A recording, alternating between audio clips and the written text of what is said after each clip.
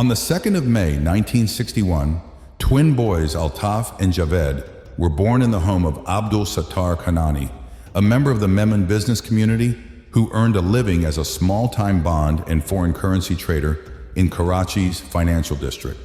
From an early age, Altaf Khanani exhibited a shrewd aptitude for numbers and a keen understanding of financial systems. With limited formal education, the twins went to work with their father in the family business. Thus, Altaf began his career in the bustling markets of Karachi, where he honed his skills in currency trading and foreign exchange. However, it wasn't long before he realized the immense potential for illicit gains within the shadowy world of illegal finance. Altaf Khanani went on to become one of the most notorious figures in the realm of global money laundering. His story is one of ambition, cunning, and audacious criminal enterprise that spanned continents and shook the foundations of international finance. In the early 1990s, Khanani, along with his brother, established the Khanani and Kalia International (KKI) Exchange Company, ostensibly a legitimate foreign exchange business operating in Pakistan. However, behind the facade of a legal enterprise, KKI soon emerged as a linchpin in a vast global network of money laundering, smuggling, and illicit financial transactions. Utilizing a sophisticated system of shell companies, front businesses, and a web of international contacts, Khanani orchestrated a sprawling empire that laundered billions of dollars in illicit funds annually.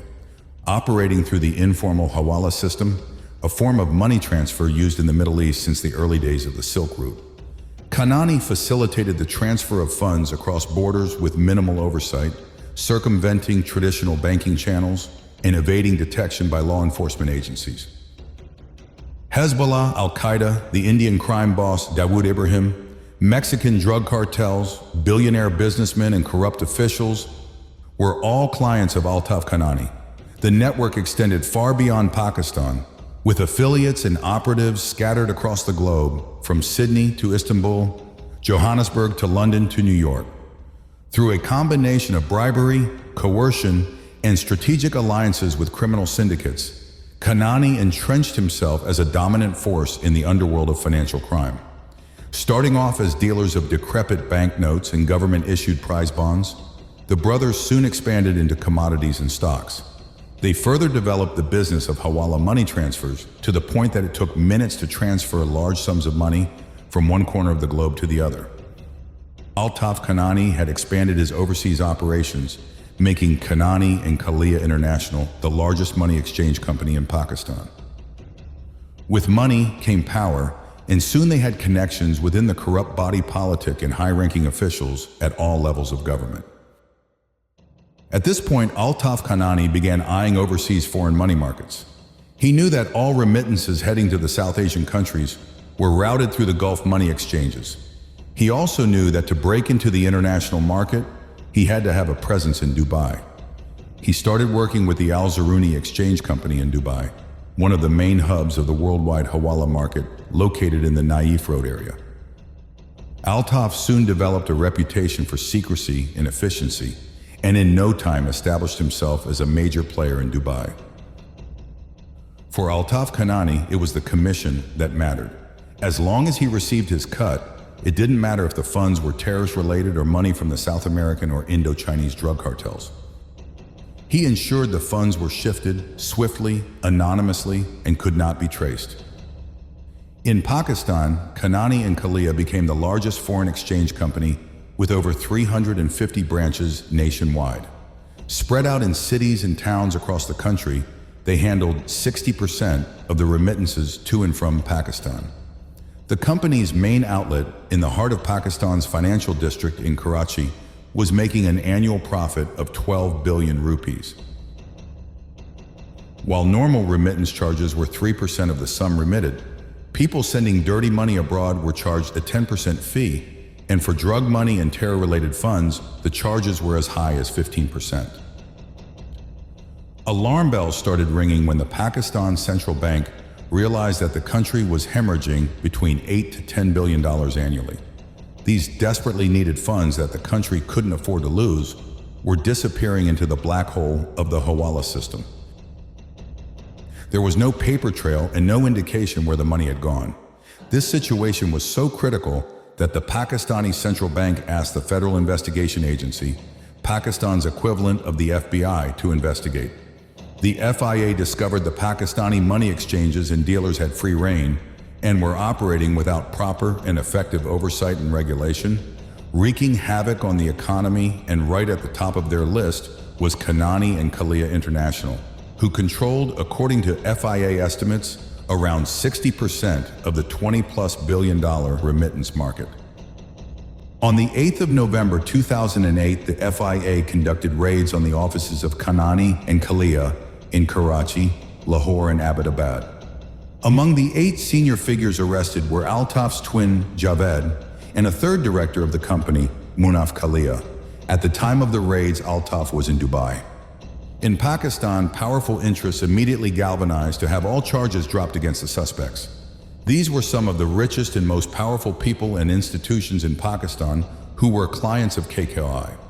There were any number of powerful people who had dealt with the Khananis in transferring their illicit money abroad and were afraid their dealings may come to light upon further investigation. Ultimately, the case collapsed due to the immense pressure from these individuals. According to Khalik-uz-Zaman, a senior Pakistani police official who dealt with their case, the brothers had become untouchable. During interrogation, Munaf Kalia disclosed that everyone in the market was involved. The FIA discovered an operation so huge that just from Saudi Arabia alone, remittances meant for Pakistan were collected and shipped by the truckload to Dubai to be sent onward to their final destination. In 2013, the Khanani twins were exonerated and all charges against them were dropped.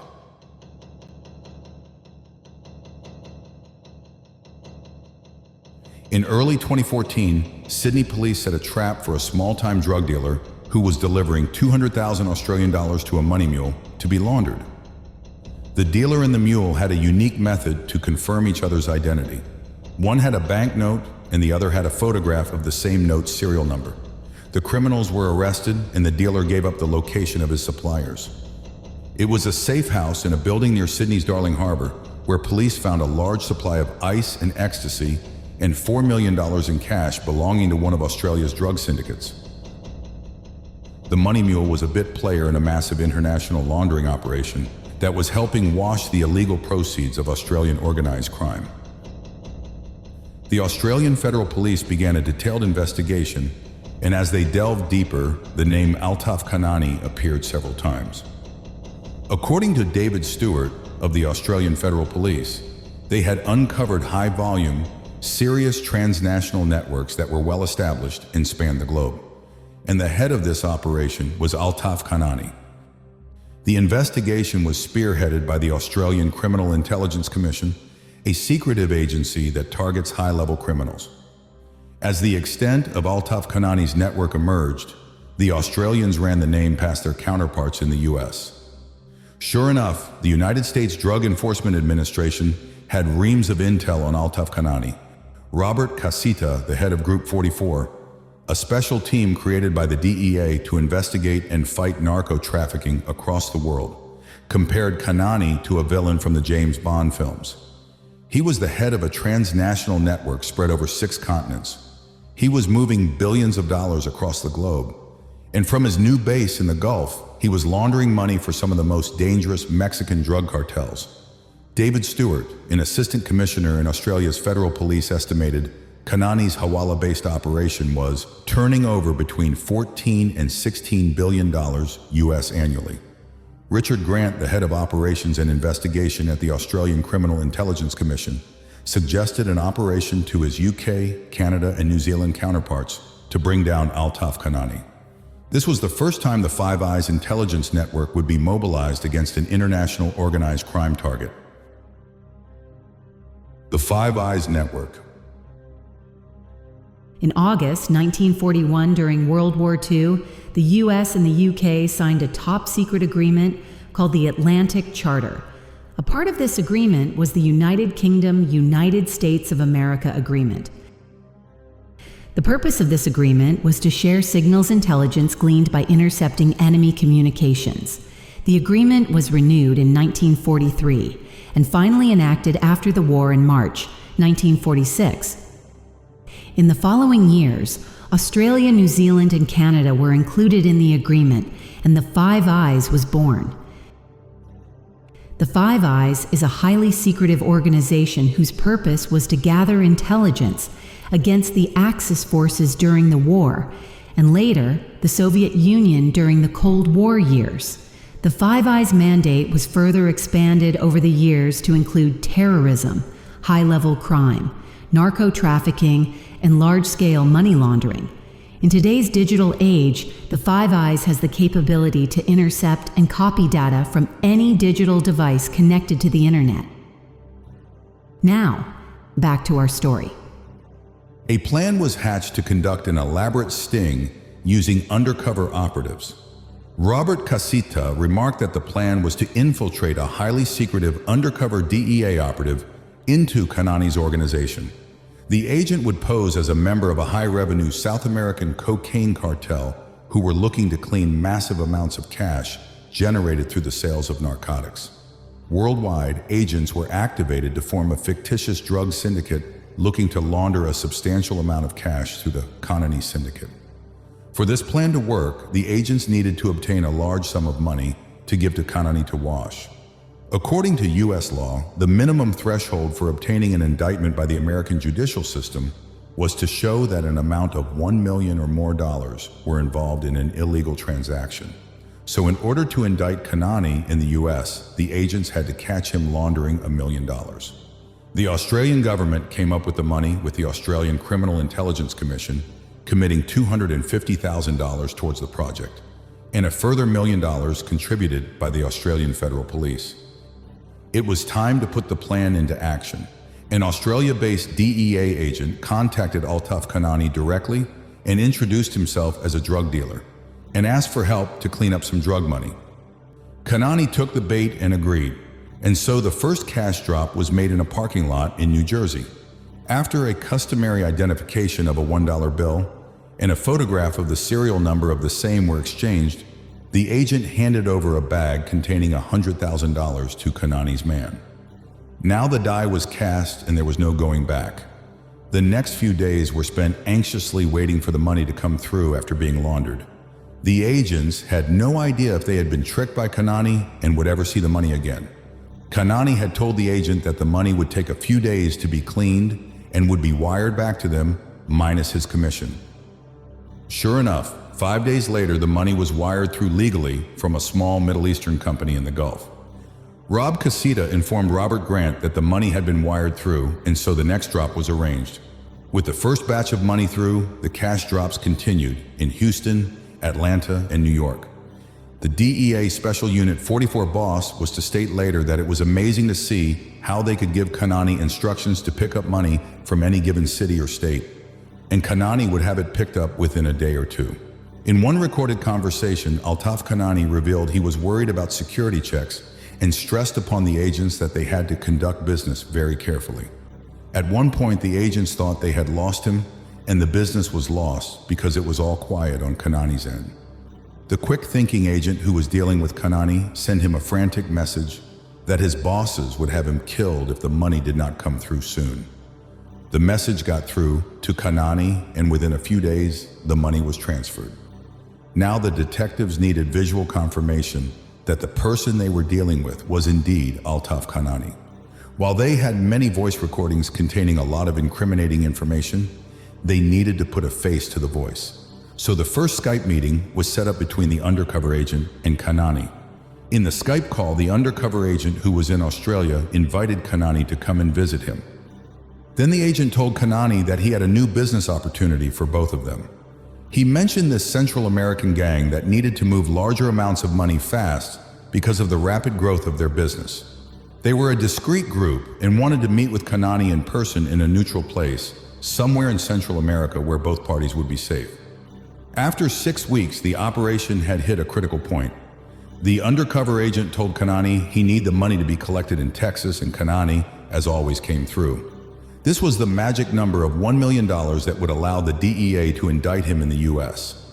Once the operation entered the lure and capture phase, the DEA had to find a country to set up the meeting. a neutral place where Khanani would feel comfortable conducting his business. The agents chose Panama and informed Khanani of the time and date of the meeting. Khanani was enticed to travel to Panama and meet other cartel bosses who knew of his reputation and wanted to work with him. He was led to believe the trip would help to generate more business than meeting just one group. The icing on the cake was the promise of a Panamanian passport. Khanani was hooked and decided to travel to Panama to meet with these businessmen. In September 2015, DEA Special Agent John Clayton departed from Fort Lauderdale in Florida in a private jet and headed for Panama City to confront one of the most wanted men on the planet, Altaf Khanani. Khanani flew in expecting to meet the heads of major South American cartels. He was in for a shock. The DEA aircraft was waiting on the tarmac, surrounded by armed police, waiting to take off for Miami. Other DEA agents were waiting along with Panamanian police units. Khanani was arrested as soon as he walked off the plane. After completion of formalities, the world's most wanted money launderer was escorted by DEA agents to the aircraft that flew him to Miami. Altaf Khanani was indicted on 14 counts of money laundering, but made a plea deal with prosecutors who dropped 13 of the charges, citing his assistance in uncovering the whole extent of his money laundering operation. On the 29th of March 2017, he was sentenced to 68 months in prison and a $250,000 fine. On the 4th of December 2016, Altaf Khanani's twin brother Jawed fell off the 8th floor of an under-construction building in Karachi and died. His body was immediately taken away by family members before any kind of autopsy could be carried out and buried. Family members issued a statement that he had committed suicide, but investigators suspect foul play. In July 2020, Altaf Khanani was released from prison 3 years into his sentence. His whereabouts are unknown.